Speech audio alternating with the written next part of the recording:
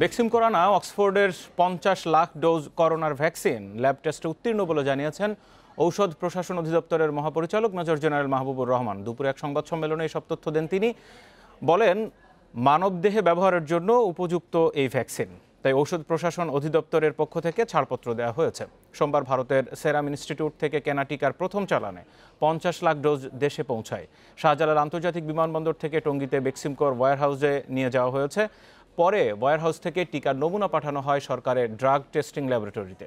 3 কোটি ডোজ কিনতে গত 5 November Serum Institute of India এবং বেক্সিমকো ফার্মাসিউটিক্যালস এর মধ্যে চুক্তি হয়। চুক্তি অনুযায়ী প্রতি মাসে টিকার 50 লাখ ডোজ করে টিকা পাঠানোর কথা রয়েছে সেরাম ইনস্টিটিউটের।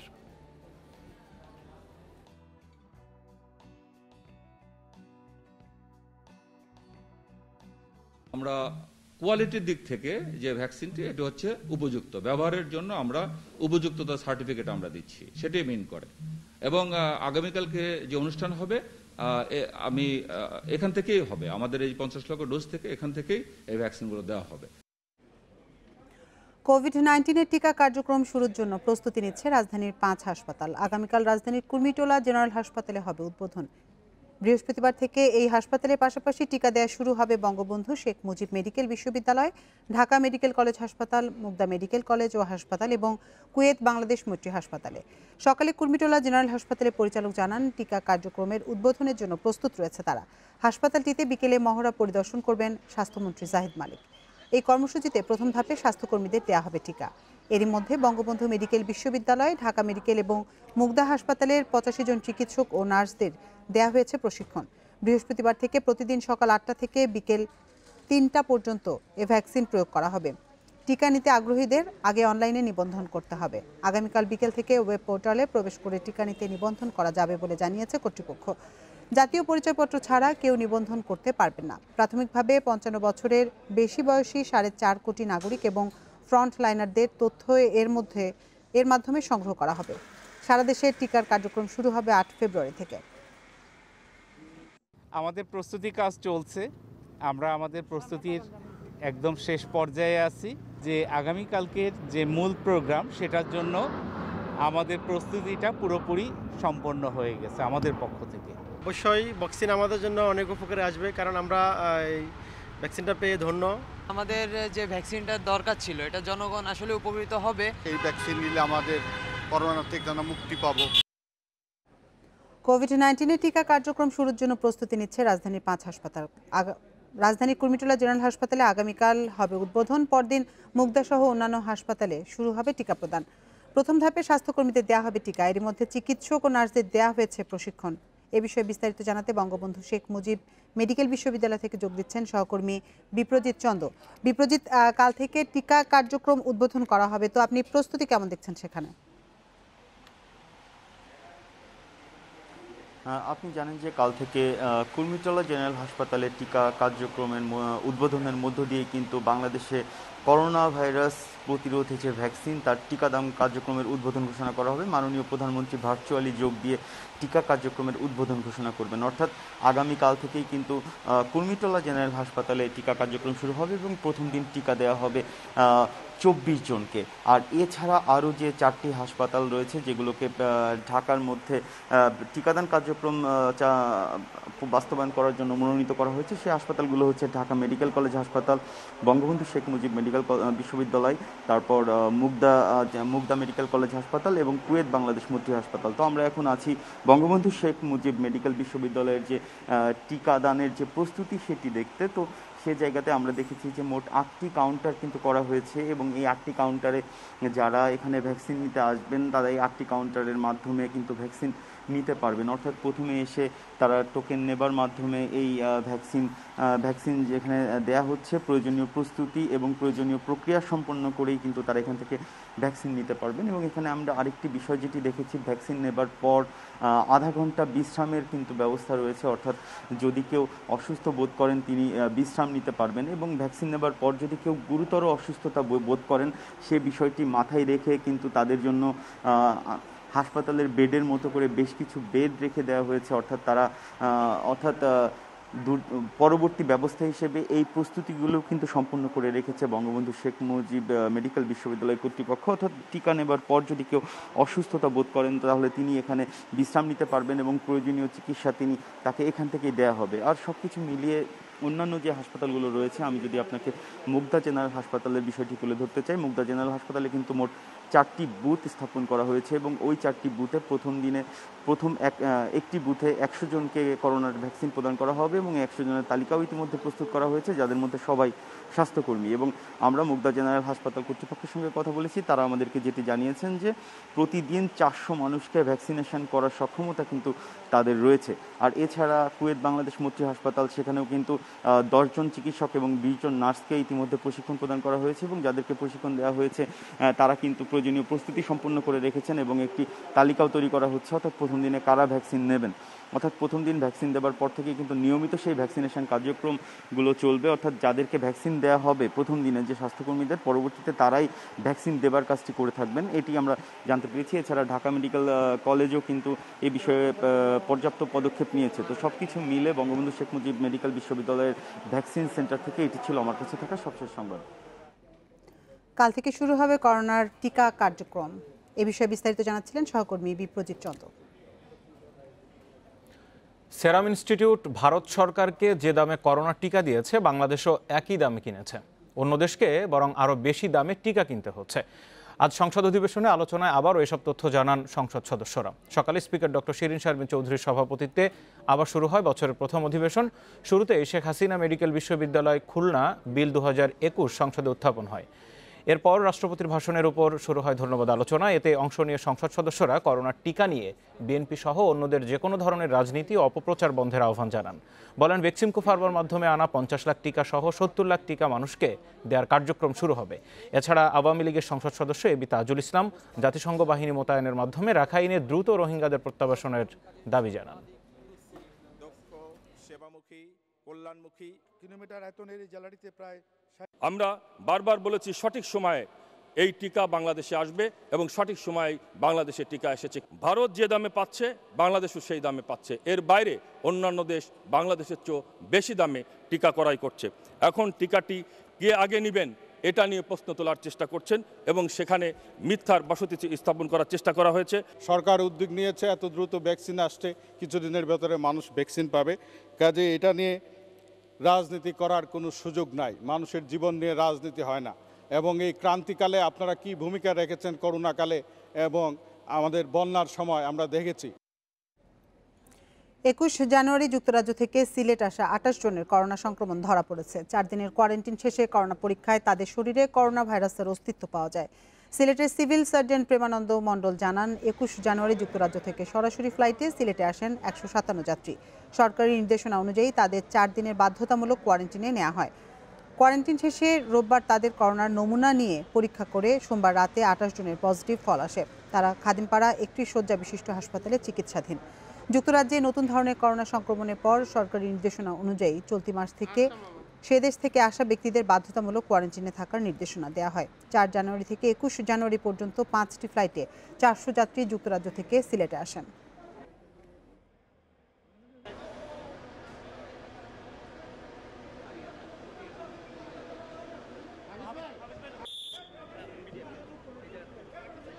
তদারকিতে রাখা হচ্ছে এবং খবরাখবর নেওয়া হচ্ছে এবং ডিউটি শিফটিং এ যারা ইনচার্জ দায়িত্ব পালন করে সবাইকে কঠোরভাবে নিরাপত্তা এবং তাদের গণাগমন যাতে না হয়, যাতায়াত কিংবা বাইরে না হয়, সেটা আপনার যথেষ্ট ব্রিফ দেওয়া হয় প্রতিটা ডিউটি যখন আপনার ডিপ্লয় হয়। চট্টগ্রাম সিটি নির্বাচনকে সুষ্ঠু ও নিরাপদ করতে সব ধরনের প্রস্তুতি সম্পন্ন হয়েছে বলে দাবি করেছে নির্বাচন কমিশন।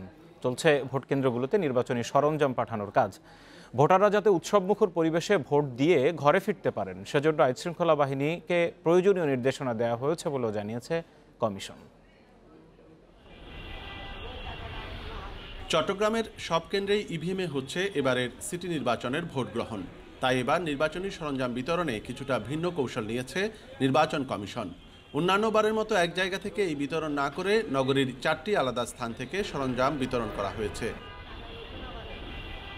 মঙ্গলবার ভোর থেকে বিভিন্ন ভোট কেন্দ্রে নিরাপত্তার দায়িত্বে থাকা আইনশৃঙ্খলা বাহিনীর সদস্যরা সমবেত হন জমিয়তুল ফালাহ প্রাঙ্গণে। সেখানে তাদের নিরাপত্তা পরিকল্পনা সম্পর্কে নির্দেশনা দেন ঊর্ধ্বতন কর্মকর্তারা। পেশাদারিত্বের সাথে নিরপেক্ষভাবে দায়িত্ব পালনের নির্দেশ দেওয়া হয় পুলিশ সদস্যদের। সর্বোচ্চ পেশাদারিত্বের সাথে তারা এই ডিউটি করবে যাতে নির্বাচন উৎসবমুখর হয়, আনন্দপূর্ণ হয় এবং সার্বিক আইন শৃঙ্খলা বজায় রাখার জন্য যে সকল কার্যক্রম নেওয়া দরকার সেগুলো যাতে গ্রহণ করে। এম এ আজিজ স্টেডিয়ামে সরঞ্জাম বিতরণ পরিদর্শনে এসে নির্বাচনের প্রস্তুতি সন্তোষজনক বলে দাবি করেছে নির্বাচন কমিশন। ভোট উৎসবের জন্য কমিশন অপেক্ষা করছে বলে মন্তব্য রিটার্নিং কর্মকর্তার। আমরা নগরবাসীকে এবং এই সিটির সম্মানিত ভোটারদেরকে আমরা আশ্বস্ত করতে চাই, একেবারেই তারা শান্তিপূর্ণভাবে ভোট কেন্দ্রে যেতে পারবে এবং ভোট কেন্দ্রে গিয়ে তাদের পছন্দের প্রার্থীকে ভোট দিয়ে তারা বাসায় ফিরে আসতে পারবে। সে ধরনের সকল ব্যবস্থা আমরা গ্রহণ করেছি। ইভিএম মেশিন ছাড়াও প্রত্যেক ভোটকেন্দ্রে পাঠানো হয় কলম, পিন, অমোচনীয় কালিসহ 19 ধরনের সামগ্রী। এর আগে প্রায় সপ্তাহখানেক ধরে চলেছে ভোট সংশ্লিষ্ট কর্মকর্তাদের প্রশিক্ষণ। এবার বেশ আমি সুশৃঙ্খলভাবে খুব দ্রুত আমার কাজগুলো আমি করতে পেরেছি। খুবই আশাবাদী। আমাদের ইভিএম অত্যন্ত স্বচ্ছ, এখানে জাল ভোট প্রদানের কোনো সুযোগ নেই। বুধবার সকাল থেকে চট্টগ্রাম সিটি নির্বাচনে 735টি ভোটকেন্দ্রে ভোট দেবেন প্রায় 19,38,000 ভোটার। অনুপম শীল, ইন্ডিপেন্ডেন্ট নিউজ, চট্টগ্রাম। রাত পোহালে চট্টগ্রাম সিটি নির্বাচন, এই নির্বাচনের প্রস্তুতি এবং সর্বশেষ খবরাখবর দিয়ে এই মুহূর্তে আমার সাথে চট্টগ্রাম থেকে দুজন সহকর্মী যুক্ত হচ্ছেন। শুরুতেই যাব চট্টগ্রামের এম এ আজিজ স্টেডিয়ামে, যেখান থেকে নির্বাচনের সরঞ্জামাদি বিভিন্ন কেন্দ্রে পাঠানো হচ্ছে। একই সাথে নির্বাচন কমিশনের কার্যালয় থেকে যুক্ত হবেন সহকর্মী ইফতেখার ফয়সাল। শুরুতে আসান রিটনের কাছে যেতে চাই। রিটন, এই মুহূর্তে আপনি যেখানে আছেন, সকাল থেকেই নির্বাচনের বিভিন্ন সামগ্রী বিভিন্ন জায়গায় পাঠানোর কার্যক্রম শুরু হয়েছে। এখন পর্যন্ত কতগুলো কেন্দ্রে পাঠানো মোটামুটি শেষ হয়েছে, আর প্রস্তুতির সর্বশেষ কি অবস্থা? দেখুন, এখনো পর্যন্ত আসলে কতগুলো কেন্দ্রে পাঠানো হয়েছে সেটি আসলে একসঙ্গে বলাটা খুব মুশকিল। কারণ হচ্ছে চট্টগ্রামের জামি এখন যেখানে আছে, চট্টগ্রামের মেয়াজিজ স্টেডিয়াম সংলগ্ন জিমনেশিয়াম চত্বর, এরকম আসলে আরও 3টি জায়গা থেকে, অর্থাৎ মোট 4টি কেন্দ্র থেকে এরকম জিনিসপাতি পাঠানো হচ্ছে। আমরা এটি বলতে পারি যে আসলে ঠিক কতটি সেন্টারে পাঠানো হয়েছে সেটি জানাতে না পারলেও এটি নিশ্চিত করে বলতে পারি যে মোটামুটি অনেকটাই বলা যেতে পারে যে অনেকগুলো কেন্দ্রে ইতিমধ্যে পাঠানো শেষ হয়ে গেছে। আপনারা সকালে যেমন অতিমাত্রায় যে ভিড়ভাড়টা দেখেছিলাম সেটি আসলে এখন ক্রমশই কমে আসছে এবং নির্বাচন কর্মকর্তা এখন থেকে ঘন্টা 2 আগে দাবি করেছিলেন যে আসলে 2-3 ঘন্টার মধ্যে আসলে সমস্ত কেন্দ্রগুলোতে জিনিসপত্র পৌঁছে যাবে, যে সমস্ত ভোটের যে সমস্ত সরঞ্জামাদি রয়েছে সেগুলো পৌঁছে যাবে এবং আমাদের কাছে সেটিও এখন এই মুহূর্তে প্রতীয়মান হচ্ছে। আমরা দেখছি সকালে যে পরিমাণ এখানে মানুষের ভিড়ভাড়টা ছিল, নির্বাচনী কর্মকর্তা, প্রিজাইডিং অফিসার থেকে শুরু করে আইন শৃঙ্খলা বাহিনীর যে পরিমাণ ভিড় আমরা দেখেছি সেটি আসলে বেলা বাড়ার সাথে সাথে ক্রমশ কমছে। একইভাবে আসলে অন্যান্য যে সেন্টারগুলোতে এরকম ভোট সামগ্রীগুলো প্রদান করা হচ্ছে সেখানেও যেহেতু বেলা বেড়েছে, সকাল 9টা থেকে এই কার্যক্রমটা শুরু হয়েছে, সঙ্গতের কারণে মনে করা হচ্ছে যে সেখানেও আসলে এখন খুব বেশি সময় লাগার কথা নয়। আমরা এখানে সকালে যে পরিমাণ ভিড় দেখেছিলাম তা এখন সেটি নেই, অনেকটাই কম। আপনি আমার ঠিক পেছনটা যদি দেখেন যে একেবারেই ফাঁকা হয়ে এসছে জিমনেশিয়াম চত্বর। আমার কাছে মনে হচ্ছে যে অন্যান্য যে কেন্দ্রগুলো থেকে সমস্ত জিনিস ডিস্ট্রিবিউশন করা হচ্ছে সেখানেও একই অবস্থা। এই বিষয়টি নিয়ে আসলে নির্বাচন কর্মকর্তা এবং পুলিশ প্রশাসনের ঊর্ধ্বতন কর্মকর্তারা যেটি জানাচ্ছেন সেটি হচ্ছে আগামীকালকে সকাল 8টা থেকে যে ভোট গ্রহণ শুরু হবে সেটিকে শতভাগ নির্বিঘ্ন করার জন্য, শতভাগ গ্রহণযোগ্য এবং নিরপেক্ষ করার জন্য, মানুষের কাছে গ্রহণযোগ্য করার জন্য সব ধরনের ব্যবস্থা নিয়েছেন। সকালে চট্টগ্রামের জমিতুল ফালা মাঠে পুলিশের অসংখ্য পুলিশ সদস্যকে সেখানে ব্রিফিং করা হয়েছে, অর্থাৎ আগামীকালকে তারা কীভাবে দায়িত্ব পালন করবেন সেটি একটি গাইডলাইন দেওয়া হয়েছে এবং এখন চলছে জিমনেশিয়াম চত্বর সহ 4টি কেন্দ্র থেকে ইভিএম মেশিন সহ অন্যান্য জিনিসগুলো পাঠানো। রিটন, আরেকটা বিষয়, যেই কেন্দ্রগুলোতে এবার ইভিএম এ ভোট হচ্ছে অধিকাংশ কেন্দ্রে, সেখানে কোথাও যদি মেশিন নষ্ট হয়ে যায় বা সেগুলো ঠিক করা বা সেখানে বাড়তি মেশিন মোতায়েনের ব্যাপারে বা সেগুলো প্রস্তুত রাখার ব্যাপারে নির্বাচন কমিশনের কার্যালয় থেকে কি বলা হচ্ছে, সেই আয়োজনের কতটা কি? নির্বাচন কমিশনের পক্ষ থেকে যেটি বলা হচ্ছে সেটি হচ্ছে বা তারা যে সমস্ত ইভিএম মেশিন এখন কেন্দ্রে কেন্দ্রে পাঠাচ্ছেন সেগুলো আসলে শতভাগ তারা চেকিং করেই তারপরে আসলে কেন্দ্রে পাঠাচ্ছে। এরপরও যদি কোনো মেশিনে কোনো রকমের ত্রুটি দেখা দেয় সেটি তড়িৎ গতিতে ঠিক করার জন্য তাদের সেখানে ইলেকট্রিশিয়ান থাকবে, টেকনিশিয়ান থাকবে, যাতে কোথাও কোনো রকমের কোনো মেশিন ত্রুটি দেখা দিলে সেটি যাতে দ্রুত শেষ করতে সম্পন্ন করতে পারেন সে বিষয়ে সব ধরনের প্রস্তুতি তাদের আছে বলে আমাদেরকে জানিয়েছে। রিটন, আপনি থাকুন আমাদের সাথে। এই মুহূর্তে আমাদের আরেক সহকর্মী ইফতেখার ফয়সাল নির্বাচন কমিশনের কার্যালয় থেকে যুক্ত হয়েছেন, তার কাছে যাব। ইফতেখার, নির্বাচন কমিশনে একেবারে শেষ মুহূর্তে কোনো প্রার্থী সেখানে গেছেন কিনা, এবং এবার তো চট্টগ্রামের সবগুলো কেন্দ্রই ইভিএমে ভোট হচ্ছে, সব মিলে কোনো ধরনের অভিযোগ বা কোনো ধরনের দাবি প্রার্থীদের পক্ষ থেকে নির্বাচন কমিশনে শেষ মুহূর্তে জানানো হচ্ছে কিনা জানাবেন।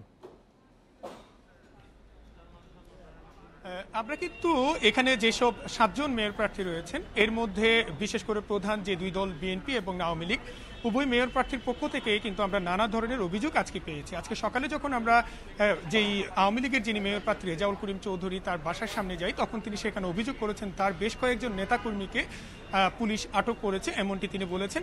এবং সুষ্ঠু ভোটের জন্য তিনি বলেছেন যে তাদেরকে যাতে ছেড়ে দেওয়া হয় এমনটি তিনি দাবি জানিয়েছেন। আর পাশাপাশি তিনি কিন্তু নির্বাচন নিয়ে সার্বিকভাবে সন্তোষ প্রকাশ করেছেন। তিনি বলেছেন নির্বাচনের যে পরিবেশ এখন পর্যন্ত তারা দেখতে পেয়েছেন সেটি মোটামুটি ভালো, নির্বাচনের জন্য একটি ভালো নির্বাচনের জন্য সহায়ক বলে তারা মনে করেন। এবং তারা আগামীকালের যে ভোট উৎসব সেই ভোট উৎসবে সর্বস্তরের মানুষ অংশগ্রহণ করবে এমনটি তিনি প্রত্যাশা করেছেন। আর এই মুহূর্তে আমি আঞ্চলিক যে নির্বাচন কার্যালয় এখানে আছি, এবং এখানে কিছুক্ষণ আগে বিএনপির যিনি মেয়র প্রার্থী ডাক্তার শাহাদাত হোসেন তিনি এখানে এসেছেন, এবং তার সঙ্গে তিনি যখন নির্বাচন কমিশনে প্রবেশের আগে আমাদের সঙ্গে কথা হয়েছে, তিনি বলেছেন তিনি মূলত কিছু অভিযোগ রিটার্নিং কর্মকর্তাকে দিতে এসেছেন। সেই অভিযোগগুলোর মধ্যে মূলত যে অভিযোগটি করা হয়েছে সেটি হলো তার বেশ কয়েকজন নেতাকর্মীকে গতকাল রাতেও আটক করা হয়েছে।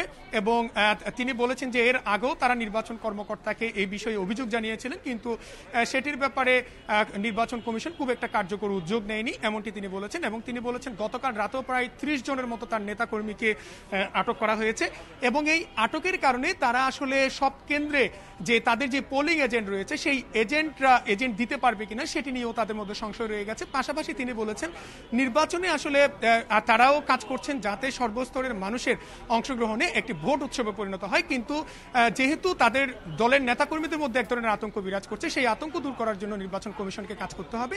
পাশাপাশি তিনি বলেছেন যে ইভিএমে যেহেতু নির্বাচন হবে সেই ইভিএম এর নিরাপত্তার পাশাপাশি সব ভোটাররা যাতে ভোট কেন্দ্রে যেতে পারে সেই বিষয়টি নিশ্চিত করার জন্য আইন শৃঙ্খলা বাহিনীকে 19,38,000 ভোটার, বিশাল সংখ্যক ভোটার, তার মধ্যে সিটি কর্পোরেশনের ব্যস্ততা, সব মিলিয়ে আগামীকালকে নির্বাচন কমিশনের পক্ষ থেকে নির্বাহী ম্যাজিস্ট্রেট, জুডিশিয়াল ম্যাজিস্ট্রেট কার কি দায়িত্ব থাকবে, কিভাবে মনিটরিং করা হবে, পরিকল্পনা কি? আমাদের নির্বাচন কর্মকর্তারা যেটি জানিয়েছেন সেটি হলো চট্টগ্রামের প্রায় 20 জনের মতো জুডিশিয়াল ম্যাজিস্ট্রেট দায়িত্ব পালন করবেন নির্বাচনে। পাশাপাশি প্রায় 70 জনের কাছাকাছি যে নির্বাহী ম্যাজিস্ট্রেট থাকবেন তারা কিন্তু বিভিন্ন দলে ভাগ হয়ে সেটি পুরো চট্টগ্রাম সিটি কর্পোরেশন এলাকায় তারা টহল দিবেন, এবং তাদের নির্দিষ্ট এলাকা ভাগ করে দেওয়া হয়েছে। সেখানে তারা পরিস্থিতি নিয়ন্ত্রণের জন্য কাজ করবেন, এবং কোনো ধরনের অপরাধ সংঘটিত হলে সেটি কঠোরভাবে মোকাবেলা করা হবে বলে তিনি আমাদেরকে জানিয়েছেন। এবং পাশাপাশি আমরা দেখেছি এবার আইনশৃঙ্খলা বাহিনীরও একটি কঠোর তৎপরতা কিন্তু এরই মধ্যে শুরু হয়েছে, এবং এইবার প্রায় 14,000-এর মতো আইনশৃঙ্খলা বাহিনীর সদস্য আসলে কাজ করবে বলে আমাদেরকে জানিয়েছেন, যেখানে বিজিবির 25 প্লাটুন সদস্যদের পাশাপাশি র্যাব এবং পুলিশের সদস্যরা রয়েছেন। তো এই ছিল মোটামুটি চট্টগ্রামের খবর। চট্টগ্রাম সিটি নির্বাচনের ভোটের একেবারেই পূর্ব মুহূর্তের সর্বশেষ খবরাখবর জানাচ্ছিলেন আমাদের সহকর্মীরা।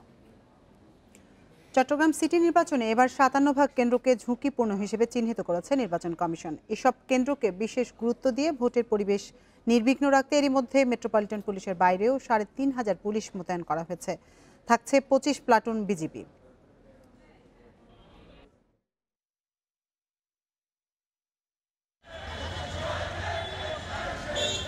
এবার চট্টগ্রাম সিটি নির্বাচনে 2 ধাপে প্রচারণার সময় 3টি হত্যাকাণ্ডের ঘটনা উত্তাপ ছড়িয়েছে নগর জুড়ে। এছাড়া কাউন্সিলর ও মেয়র প্রার্থীর সমর্থকদের মধ্যে দফায় দফায় সংঘর্ষ, হাতাহাতি, পোস্টার ছেঁড়া সহ নানা অভিযোগের পাহাড় জমেছে নির্বাচন কমিশনে। সামগ্রিক পরিস্থিতি বিবেচনায় 735টি ভোটকেন্দ্রের মধ্যে 416টিকেই ঝুঁকিপূর্ণ হিসেবে চিহ্নিত করেছে নির্বাচন কমিশন। শান্তিপূর্ণ নির্বাচন অনুষ্ঠানে 4 স্তরের নিরাপত্তার ছক এঁকেছে চট্টগ্রাম মেট্রোপলিটন পুলিশ সিএমপি। মোতায়েন করা হচ্ছে মোট 8,500 পুলিশ। এছাড়া র্যাবের 41টি টহল দলের বাইরে থাকছে বিজিবিও। স্ট্রাইকিং ফোর্স হিসেবে থাকছে নগর পুলিশের bomb disposal unit, counter terrorism unit ও সোয়াট সদস্যরা। পুলিশের জনবল বাড়ানো হয়েছে, আমাদের মোবাইল টিমগুলোকে বিশেষভাবে নজর রাখার জন্য তালিকা দেওয়া আছে। আমাদের বিশেষ মনিটরিংয়ের মধ্যে তারা থাকবে। আমাদের গোয়েন্দা সংস্থা যারা কাজ করছে তারা এগুলো আমাদেরকে ফিডব্যাক দেবে, আমাদের সিটিএসবির লোকজন সে ফিডব্যাক দিবে, যাতে ওখানে কিছু হলে আমরা ত্বরিতভাবে সেখানে অ্যাকশনে যেতে পারি। ঝুঁকিপূর্ণ প্রতিটি কেন্দ্রে 6 জন সশস্ত্র পুলিশ সদস্য সহ দায়িত্ব পালন করবেন 18 জন নিরাপত্তা কর্মী। ভোটাররা যাতে ভীতিহীনভাবে নির্বিঘ্নে ভোট দিতে পারেন সেজন্য সব ব্যবস্থা নেওয়া হয়েছে বলে জানিয়েছেন রিটার্নিং কর্মকর্তা। তারা যাতে আগামী 27 তারিখে নির্ভয়ে নির্বিঘ্নে ভোট কেন্দ্রে যেতে পারে এবং সেখান থেকে ভোট প্রদান করে বাড়ি ফিরতে পারে, তার সব ব্যবস্থাই আমরা গ্রহণ করেছি। এবারে সিটি নির্বাচনে মেয়র ও বিভিন্ন ওয়ার্ডে কাউন্সিলর নির্বাচিত করবেন প্রায় 19,38,000 ভোটার। অনুপম শীল, ইন্ডিপেন্ডেন্ট নিউজ, চট্টগ্রাম। করোনার টিকার মতো স্পর্শকাতর বিষয়ে বিএনপি নেতাদের বিভ্রান্তি না ছড়ানোর আহ্বান জানিয়েছেন আওয়ামী লীগের সাধারণ সম্পাদক ওবায়দুল কাদের। বলেন, ব্যবসায়িক স্বার্থের অভিযোগ অমূলক ও ভিত্তিহীন। সকালে সরকারি বাসভবনে নিয়মিত ব্রিফিংয়ে একথা বলেন তিনি। বিএনপিকে রাজনৈতিক দল হিসেবে গঠনমূলক সমালোচনা করার আহ্বান জানিয়ে তিনি বলেন, টিকা নিয়ে তাদের মিথ্যাচার জনগণ অতীতের মতো এখনও আমলে নিবে না। টিকা সংগ্রহ করা হয়েছে জনগণের স্বার্থে। আওয়ামী লীগের সাধারণ সম্পাদক বলেন, শেখ হাসিনার সততা এবং প্রতিশ্রুতি বাস্তবায়নের প্রতিফলন হওয়ায় জনগণ এখন খুশি। চট্টগ্রাম সিটি কর্পোরেশন নির্বাচন হওয়ার আগেই বিএনপি অহেতুক কারচুপির অভিযোগ করছে উল্লেখ করে ওবায়দুল কাদের বলেন, বিএনপি নিজেদের হেরে যাওয়ার কল্পকাহিনী তৈরি করেছে। চট্টগ্রাম সিটি কর্পোরেশন নির্বাচন শান্তিপূর্ণভাবে অনুষ্ঠিত হবে। জনগণ অবাধ ও নিরপেক্ষভাবে তাদের ভোটাধিকার প্রয়োগ করতে পারবে বলেও মন্তব্য করেন তিনি।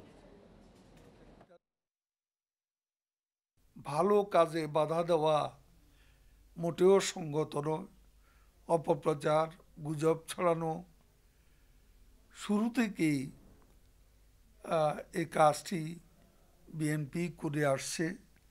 ভ্যাকসিন নিয়ে নতুন করে তাদের মিথ্যাচার জনগণ অতীতের মতো আমলে নেবে বলে মনে হয় না। আমি বিএনপিকে একটি রাজনৈতিক দল হিসেবে গঠনমূলক এবং দায়িত্বশীল ভূমিকা পালনের আহ্বান জানাচ্ছি। রাজধানীতে বেড়েছে ছিনতাইকারীদের হাতে প্রাণও হারাচ্ছে মানুষ। পুলিশের পরিসংখ্যানই বলছে, গেল 1 বছরে নগরে ছিনতাই হয়েছে 176টি। তবে প্রকৃত সংখ্যা আরও বেশি। ছিনতাই রোধে পুলিশের তৎপরতা বাড়ানোর তাগিদ নগরবাসীর। শনিবার রাতে হাইকোর্টের সামনে ছিনতাইকারীর ছুরিকাঘাতে প্রাণ গেছে সেগুনবাগিচার ডিশ ব্যবসায়ী হামিদুল ইসলামের। আর গেল 3 মাসে রাজধানীতে ছিনতাইকারীর ছুরিকাঘাতে আহত হয়েছে অন্তত 10 জন। শাহাদাত হোসেন গেল সপ্তাহে রাজধানীর ডেমরা থেকে যাচ্ছিলেন মিরপুরে। বাসেই যাত্রী বেশি, ছিনতাইকারীদের কবলে পড়ে হারিয়েছেন সব। 4 জন লোক আমার চারপাশ ঘিরে বসে। আমার দামি স্বর্ণের রিং, ঘড়ি, মোবাইল ও ওয়ালেট তারা হাতিয়ে নেয়। কিছু চক্র আছে, এই পকেট মারে, তারপরে আপনার ছিনতাইবাজি করে, এই আপনার মলম পার্টি আছে, এগুলো এই গাড়ির সাইডে যারা দুর্বল মনে করে দেখা ওগুলারে এই সমস্যা করে। পুলিশের পরিসংখ্যান বলছে 2018 সালে রাজধানীর বিভিন্ন থানায় ছিনতাই মামলা হয় 78টি, 2019 সালে 119টি, আর 2020 সালে এর সংখ্যা অন্তত 176টি। তবে প্রকৃত সংখ্যা অনেক বেশি বলছেন ভুক্তভোগীরা। বিশেষ অভিযান শুরু করেছি আমরা। আমাদের ডিভিশন বিভিন্ন থানাগুলো আছে এবং আমাদের ডিবি পুলিশ একযোগে আমরা পুরো ঢাকা শহরে অসংখ্য টিম আছে আমাদের, যারা এই ধরনের অপরাধগুলো প্রতিরোধ করার ক্ষেত্রে অ্যাক্টিভলি এই মুহূর্তে অভিযান চলমান আছে। ঢাকার সিএমএম আদালতের জিআর খাতার তথ্য পর্যালোচনায় দেখা গেছে, গত 10 বছরে শাহবাগ, রমনা, বাড্ডা, যাত্রাবাড়ি, ডেমরা সহ 15টি থানা এলাকায় ছিনতাই হয়েছে অপেক্ষাকৃত বেশি। তবে এসব এলাকায় নজরদারি জোরদারের কথা বলছে পুলিশ। ঘটনা ঘটলেই আমাদেরকে যদি সাথে সাথে জানান, সেক্ষেত্রে আমাদের জন্য সহজ হয় এই কাজটা করার, যে এই ঘটনা সংশ্লিষ্ট আলামতগুলো বা সাক্ষ্য প্রমাণগুলো, সেটা সিসি ক্যামেরায় হোক বা বস্তুগত বা হোক বা প্রত্যক্ষদর্শী কোনো সাক্ষী হোক না, এগুলোকে আমরা দ্রুততার সাথে কালেক্ট করে আসলে এই অপরাধগুলো আমরা দ্রুততার সাথে আমরা ডিটেক্ট করতে পারি। ছিনতাইকারীদের দৌরাত্ম্য কমাতে সড়কে নিরাপত্তা জোরদারের পাশাপাশি পুলিশের টাস্কফোর্স গঠনের তাগিদ অপরাধ বিশেষজ্ঞদের। Nahid Kamal, independent news, Dhaka. রাজধানীর কলাবাগানে স্কুল ছাত্রীকে ধর্ষণ ও হত্যা মামলার তদন্ত প্রতিবেদন দাখিলের জন্য 11ই ফেব্রুয়ারি দিন ধার্য করেছেন আদালত। সকালে ঢাকার মেট্রোপলিটন ম্যাজিস্ট্রেট বেগম ইয়াসমিন আরা এই দিন নির্ধারণ করেন। এর আগে মামলার তদন্তকারী কর্মকর্তা কলাবাগান থানার পুলিশ পরিদর্শক আফামা আসাদুজ্জামান প্রতিবেদন দাখিল না করে সময়ের আবেদন করেন। পরে আদালত তা মঞ্জুর করেন। গত 8 জানুয়ারি এই মামলার একমাত্র আসামি ফারদিন দিহান আদালতে দায় স্বীকার করে জবানবন্দি দেয়। এর আগে 7 জানুয়ারি কলাবাগানে ও লেভেলের ওই শিক্ষার্থী মারা যায়। সেদিন রাতে ধর্ষণ ও হত্যার অভিযোগে কলাবাগান থানায় মামলা করেন নিহতের বাবা। মামলায় একমাত্র আসামি করা হয় ফারদিন ইফতেখার দিহানকে।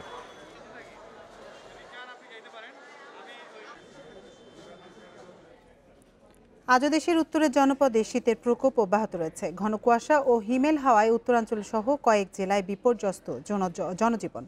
আজ দেশের সর্বনিম্ন তাপমাত্রা রেকর্ড করা হয়েছে শ্রীমঙ্গলে 8.3 ডিগ্রি সেলসিয়াস।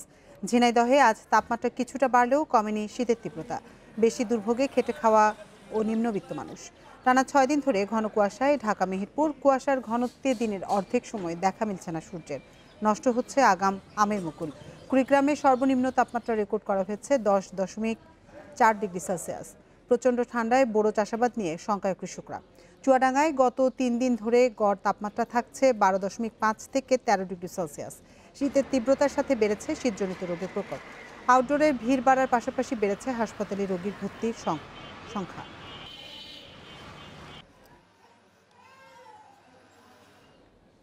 আবাসিক হল ধোঁয়া মোছার কাজ শুরু হলেও ঢাকা বিশ্ববিদ্যালয় কবে খুলবে সে সিদ্ধান্ত হয়নি এখনো। তবে শিক্ষার্থীরা দ্রুতই ক্যাম্পাস খুলে দেওয়ার পক্ষে।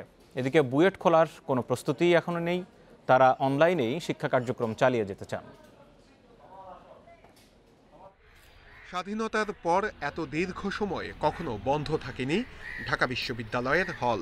করোনার কারণে 10 মাসেরও বেশি সময় ধরে বন্ধ ঢাকা বিশ্ববিদ্যালয়। আবাসিক হলগুলোতে ময়লা জমেছে, তাই চলছে পরিচ্ছন্নতার কাজ। যদিও বিশ্ববিদ্যালয় কর্তৃপক্ষ বলছে এটি নিয়মিত কার্যক্রম। ক্যাম্পাস খোলার বিষয়ে এখনো কোনো সিদ্ধান্ত হয়নি। ক্যাম্পাসের পরিবেশ কেমন হবে, হলের পরিবেশ কেমন হবে, ক্লাসরুমের পরিবেশ কেমন হবে, পরীক্ষার বিধিটি অর্থাৎ অগ্রাধিকারের ভিত্তিতে আমরা কাজে যেন যেতে পারি, সেই ধরনের যে কতগুলো মানসিক প্রস্তুতি এবং যে তার যে কিছু বিধিবিধান সেগুলোর ভেতরে আমরা কাজ করছি। বিশ্ববিদ্যালয়ে বেশ কয়েকটি বিভাগে নেওয়া হচ্ছে অনার্সের ফাইনাল পরীক্ষা। হল না খুলে পরীক্ষা নেওয়ায় শিক্ষার্থীদের পড়তে হচ্ছে ভোগান্তিতে। দেশে করোনা সংক্রমণ কমে যাওয়ায় এবং টিকা চলে আসায় শিক্ষার্থীরা এখন ক্যাম্পাস খোলার পক্ষে। মনে করি বিশ্ববিদ্যালয় খুলে দেওয়া উচিত, কারণ করোনা আস্তে আস্তে কমে যাচ্ছে, আমাদের ভ্যাকসিনও চলে আসছে। মেনটেন করে বিশ্ববিদ্যালয় খোলার আয়োজনটা দ্রুতই করা দরকার। তবে বাংলাদেশ প্রকৌশল বিশ্ববিদ্যালয়ের ক্যাম্পাস খোলার কোনো প্রস্তুতি নেই। তারা অনলাইন শিক্ষা কার্যক্রম আরও জোরালোভাবে চালানোর পরিকল্পনা নিয়ে এগোচ্ছে।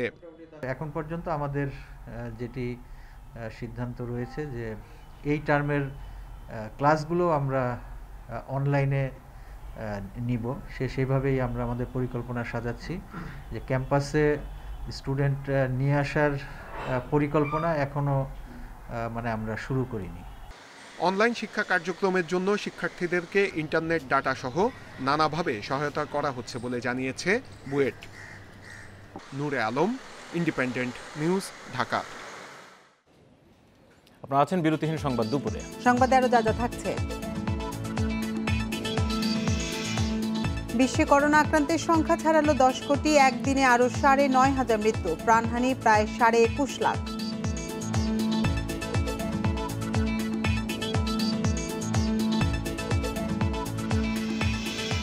ওয়ানডেতে উইন্ডিজকে হোয়াইট ওয়াশের সাফল্য টেস্টেও ধরে রাখতে চায় টাইগাররা। 3 ফেব্রুয়ারি শুরু প্রথম টেস্ট।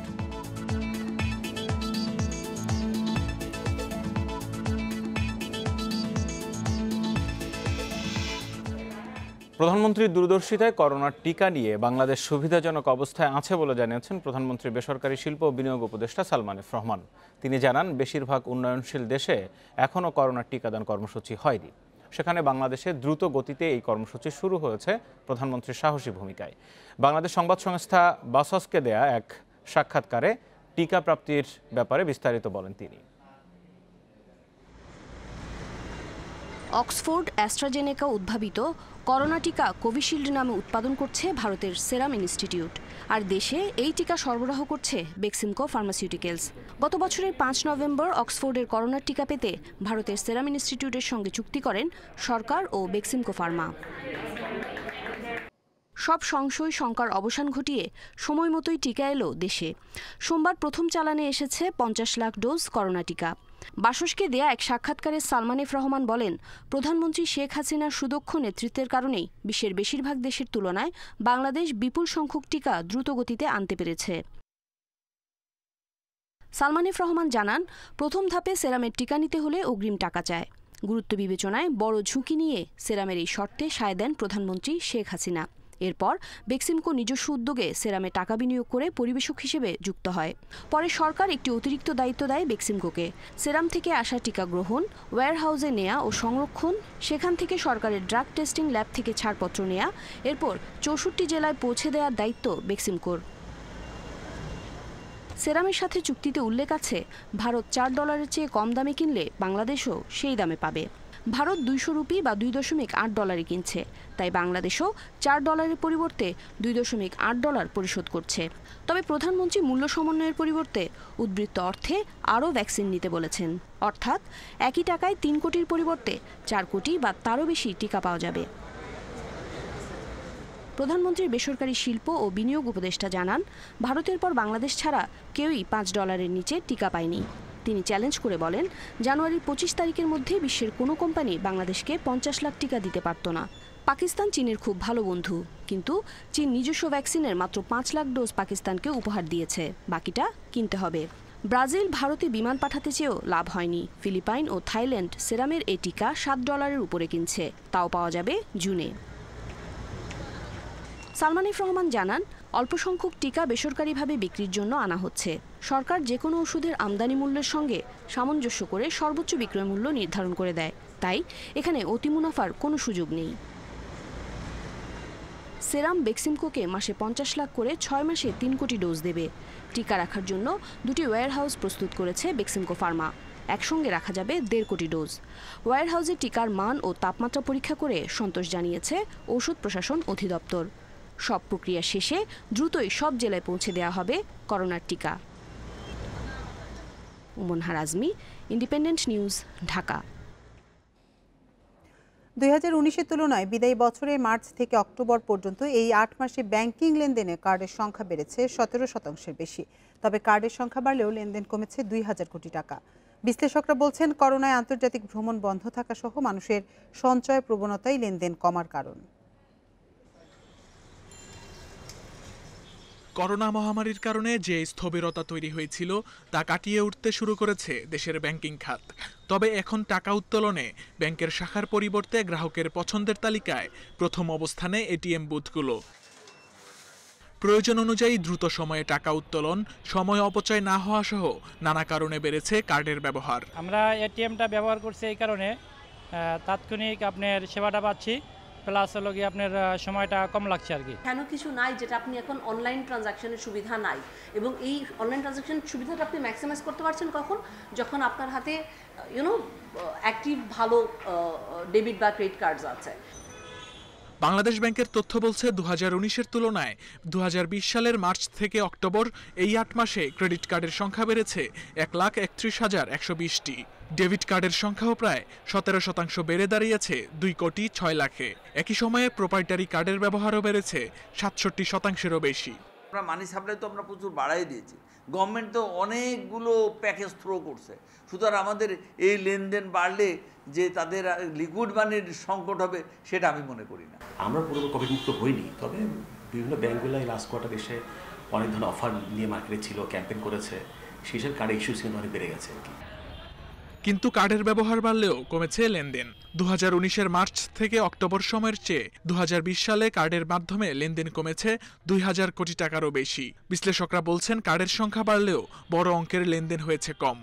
ক্যাশ ট্রানজাকশন না হওয়াটা মোটামুটি খুব বিপদের কিছু না, তবে একটা জিনিস দেখতে হবে যে ব্যাংকগুলোর আইটি সিকিউরিটিটা আপনার বজায় রাখতে হবে।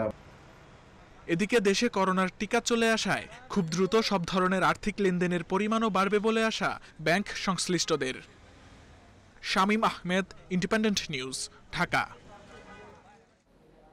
করোনায় মোট আক্রান্ত 10,2,00,000 ছাড়িয়েছে। এদিকে যুক্তরাজ্যে করোনায় মৃত্যু প্রায় 1 লাখ। বিশ্বে একদিনে করোনায় 9,500 মানুষের মৃত্যু হয়েছে। এ নিয়ে মোট মৃত্যু 21,49,000 ছাড়ালো। নতুন শনাক্ত 4,49,000-এর বেশি। বিশ্বজুড়ে সুস্থ হয়েছেন 7,22,89,000-এর বেশি মানুষ। বিশ্বে আবারও একদিনে করোনায় সবচেয়ে বেশি মৃত্যু দেখেছে যুক্তরাষ্ট্র। একদিনে করোনায় 1,800-র বেশি প্রাণহানি হয়েছে দেশটিতে। নতুন রোগী শনাক্ত হয়েছে 1,52,000। ক্যালিফোর্নিয়া রাজ্যে করোনা সংক্রমণ কমায় ঘরে থাকার বিধিনিষেধ এবং কারফিউ প্রত্যাহার করা হয়েছে। নিউ ইয়র্কেও এ সপ্তাহে কিছু বিধিনিষেধ শিথিল করা হবে বলে জানিয়েছেন গভর্নর অ্যান্ড্রু কুমো। এদিকে যুক্তরাজ্যে করোনায় মৃত্যু 1 লাখের কাছাকাছি। গত 24 ঘন্টায় দেশটিতে 592 জনের মৃত্যু নিয়ে এ পর্যন্ত মোট মৃত্যু হয়েছে 98,531 জনের। 24 ঘন্টায় নতুন করে ভাইরাস পাওয়া গেছে 22,000 মানুষের দেহে। মোট আক্রান্ত 36,69,000-এর বেশি। এদিকে লকডাউন করোনার বিস্তার কমাতে কার্যকর ভূমিকা রাখছে বলে জানান দেশটির স্বাস্থ্যমন্ত্রী। এছাড়াও ব্রাজিলে 631, জার্মানিতে 625, স্পেনে 257 জন মারা গেছেন। ব্রাজিলে 28,000 এবং স্পেনে 38,000 নতুন রোগী শনাক্ত হয়েছে। আক্রান্তে দ্বিতীয় ও মৃত্যুতে তৃতীয় অবস্থানে থাকা ভারতে এখন পর্যন্ত করোনায় আক্রান্ত হয়েছে 1,06,77,000-এর বেশি এবং প্রাণহানি হয়েছে 1,53,000-এর বেশি মানুষের। এদিকে নেদারল্যান্ডসে আরোপিত কারফিউ বিরোধী বিক্ষোভ অব্যাহত রয়েছে। রাস্তায় ব্যারিকেডে আগুন ধরিয়ে দেয়া এবং পুলিশের সাথে সংঘর্ষের ঘটনাও ঘটেছে। এ পর্যন্ত শতাধিক বিক্ষোভকারীকে গ্রেপ্তার করা হয়েছে। মরক্কো জুড়ে সোমবার অ্যাস্ট্রাজেনেকার করোনা টিকার বিতরণ শুরু হয়েছে। টিকা দেওয়ার ক্ষেত্রে প্রথমেই অগ্রাধিকার দেয়া হচ্ছে স্বাস্থ্যকর্মী, শিক্ষক, নিরাপত্তা বাহিনী এবং 75 বছরের ওপর প্রবীণদের। এদিকে পর্তুগালের হাসপাতালগুলোতে রোগীর চাপে হিমশিম খাচ্ছে চিকিৎসক ও স্বাস্থ্যকর্মীরা। Sadia Afrin, independent news. Oxford অ্যাস্ট্রাজেনেকার করোনার ভ্যাকসিন বাইরে রপ্তানির ক্ষেত্রে আরও কঠোর আইন প্রয়োগের হুঁশিয়ারি দিয়েছে ইউরোপীয় ইউনিয়ন। মঙ্গলবার সংস্থাটির স্বাস্থ্য কমিশনার স্ট্রেলা কিরিয়াকাইটস এই কথা জানান। তিনি বলেন, ইউএর সব সদস্য দেশের টিকা নিশ্চিতে এবং ইউরোপের নাগরিকদের সুরক্ষার জন্য এই পদক্ষেপ নেওয়া হচ্ছে। এর আগে গত সপ্তাহে উৎপাদন জটিলতার জন্য 27 সদস্য দেশগুলোতে পরিকল্পনা অনুযায়ী টিকা সরবরাহ করতে পারছে না বলে জানায় টিকা নির্মাতা প্রতিষ্ঠানটি। পরে টিকা বিতরণের ধীরগতির জন্য ইইউ এর সমালোচনার মুখেও পড়ে তারা। এদিকে এই পরিস্থিতির কারণে যুক্তরাজ্যে ফাইজারের টিকা সরবরাহেও প্রভাব পড়তে পারে বলে উদ্বেগ প্রকাশ করেছেন দেশটির টিকা সংশ্লিষ্টরা। ইতিমধ্যে টিকা কম পাওয়ায় ফাইজারের বিরুদ্ধে আইনানুগ ব্যবস্থা নেওয়ার হুমকি দিয়েছে ইউরোপের কয়েকটি দেশ।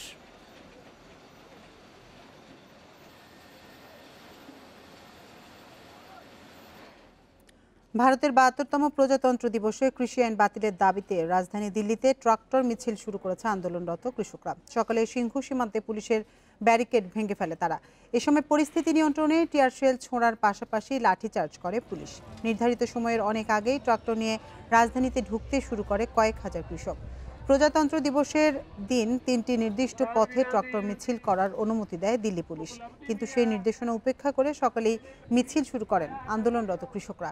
এ পর্যন্ত সরকারের সাথে কৃষক নেতাদের 10 দফা বৈঠক হলেও কোনো সমাধান হয়নি।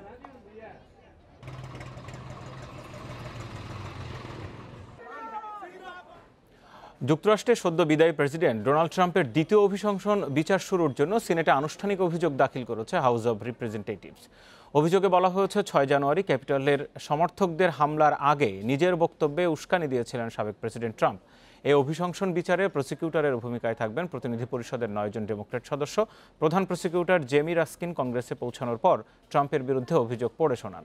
তিনি বলেন, যুক্তরাষ্ট্র সরকারের বিরুদ্ধে সহিংসতায় উস্কানি নিয়ে ডোনাল্ড ট্রাম্প গুরুতর অপরাধ এবং আইন লঙ্ঘন করেছেন।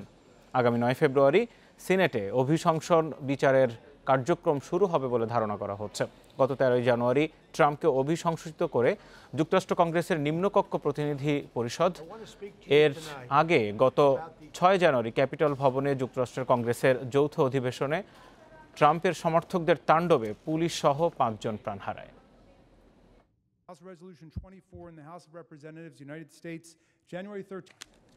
উইন্ডিজের বিপক্ষে হোয়াইট ওয়াশের মিশন সফল, এবার টেস্টেও শতভাগ ধারাবাহিকতার লক্ষ্য বাংলাদেশের। জহুর আহমদ চৌধুরী স্টেডিয়ামে অনুশীলনও শুরু করেছে টিম টাইগার্স। সাদা পোশাকের ক্রিকেটে বাংলাদেশ তুলনামূলক দুর্বল, কিন্তু ওয়ানডে সিরিজে যে উইন্ডিজকে দেখা গেছে তারা কতটা পরীক্ষা নিতে পারবে টাইগারদের, সেটা বড় এক প্রশ্ন। তবে শেষ ওয়ানডেতে ইনজুরিতে পড়া সাকিব আছেন পর্যবেক্ষণে, সেটা এক দুশ্চিন্তার জায়গা। আবার স্বস্তির খবর হলো টেস্ট অধিনায়ক মমিনুল এখন পুরো ফিট। 2 ম্যাচ সিরিজের প্রথম টেস্ট 3 ফেব্রুয়ারি। এর আগে উইন্ডিজদের বিপক্ষে 3 দিনের একটি প্রস্তুতি ম্যাচ খেলবে টাইগাররা, যে দলে থাকছেন টেস্ট স্কোয়াডের 5 ও যুব বিশ্বকাপের 6 ক্রিকেটার।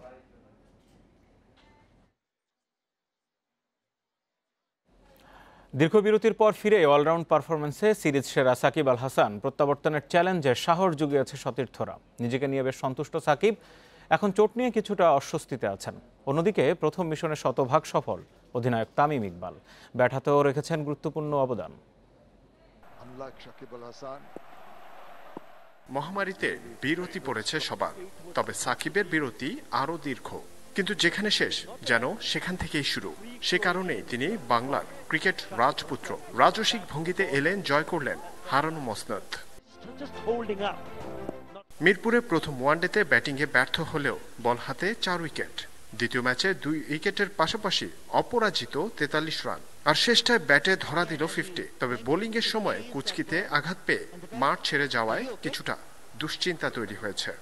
এখন যে সিচুয়েশন মনে হচ্ছে সেটাতে খুব একটা ভালো মনে হচ্ছে না, বাট আসলে এটা 24 ঘন্টা যাওয়ার আগ পর্যন্ত আসলে কিছুই বলা সম্ভব না। নিউজিল্যান্ড সিরিজে আপনি থাকতে পারেন না থাকতে পারেন, এটা যদি একটু পরিষ্কার করতেন। দেখুন, এই বিষয়টা নিয়ে আসলে টেস্ট সিরিজের পরেই ভালোভাবে আইডিয়া করা যাবে। এখন এগুলো আসলে ভেতরের কথা বাইরে কিভাবে এত আসে সেটাও আমি জানি না, বাট এগুলো আসলে টিম ম্যানেজমেন্ট এবং আমার যখন একান্ত মিটিং হবে তখনই হয়তো বোঝা যাবে। সাকিবের মতোই আলোচনার বাইরে রাখা কঠিন তামিমকে আনুষ্ঠানিক অধিনায়কত্বের শুরুতেই 100-তে 100 ব্যাট হাতেও টাইগারদের সামনে থেকে নেতৃত্ব দিয়েছেন ড্যাশিং ওপেনার। 3 ম্যাচে 250-তে তার অবদান 158। যেভাবে আমরা ক্রিকেট খেলেছি এটা ওয়াজ সামথিং রিয়েলি গুড। আর সত্যি কথা বলতে যে সবচেয়ে মেইন যে জিনিসটা আমি ফিল করছি যে হাঙ্গারনেসটা ছিল ড্রেসিং রুমে টু ডু ওয়েল, এটা 3টা ম্যাচেই ছিল। তো every game is very important, specially all the ODI games are very important. So যে ধরনের হাঙ্গারনেসটা ছিল টিমে, I was very pleased and very happy. 3 ম্যাচেই প্রত্যাশা মিটিয়েছেন মুস্তাফিজ। নতুন পরিকল্পনায় সামনে থেকে নেতৃত্ব দিয়েছে পরীক্ষিতরা, কিন্তু সফল হয়নি। 3-এ শান্তকে নিয়ে ধরাবাজি। আবার দুর্বল প্রতিপক্ষ পেয়েও লিটনের ব্যাট কথা বলেনি। সাথে সৌম্যকে পুরো সিরিজে কিছুই করতে হয়নি। সব মিলিয়ে হোয়াইট ওয়াশের সাফল্যে মোড়া সিরিজেও কিছু অপ্রাপ্তি থেকেই গেল। জহিরুল ইসলাম, ইন্ডিপেন্ডেন্ট নিউজ, চট্টগ্রাম। জাতীয় নারী ক্রিকেট দলের ক্যাম্প চলছে সিলেটে। বায়োবাবল মেনেই তৈরি হচ্ছে টাইগার্স দল। চলতি মাসের শুরুতে মাসব্যাপী ক্যাম্পে অনুশীলন শুরু করে দল। এরই মধ্যে 4টি প্রস্তুতি ওডিআই ম্যাচ খেলেছে জাহানারা সানজিদারা। মার্চে সাউথ আফ্রিকা ইমার্জিং দলের বিপক্ষে সিরিজকে সামনে রেখে তৈরি হচ্ছে রুমানার দল।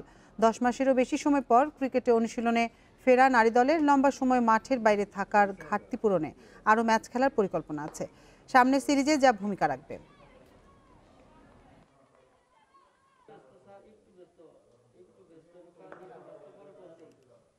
লম্বা সময় যে আমরা বাইরে ছিলাম এটা কিন্তু মনেই হচ্ছে না। তো এখন আমরা মনে হয় যে একটা গুড শেপে আছে এবং এখান থেকে ইনশাল্লাহ আমরা সামনে এগিয়ে যেতে পারবো খুব ইজিলি। ফিটনেস, তারপর আমাদের স্কিল সব কিছু অনেক ভালো ডেভেলপ হচ্ছে। সাথে আমাদের ম্যাচ অর্গানাইজ করছে। তো আমাদের স্যাররা যেভাবে আমাদেরকে মানে অনুশীলনে যেভাবে সুযোগ দিচ্ছে, আমাদেরকে ব্যবস্থা করছে, তো আমরা ওই প্রসেসিংয়ে অনেক ভালো করতেছি। এফএ কাপে হারের প্রতিশোধ নেওয়ার সুযোগ আর্সেনালের। ইংলিশ প্রিমিয়ার লিগে সাউদাম্পটনের আতিথ্য নেবে গানাররা। ম্যাচ শুরু রাত 2:15টায়। একই সময় ওয়েস্ট ব্রমের চ্যালেঞ্জ নেবে ম্যানচেস্টার সিটি।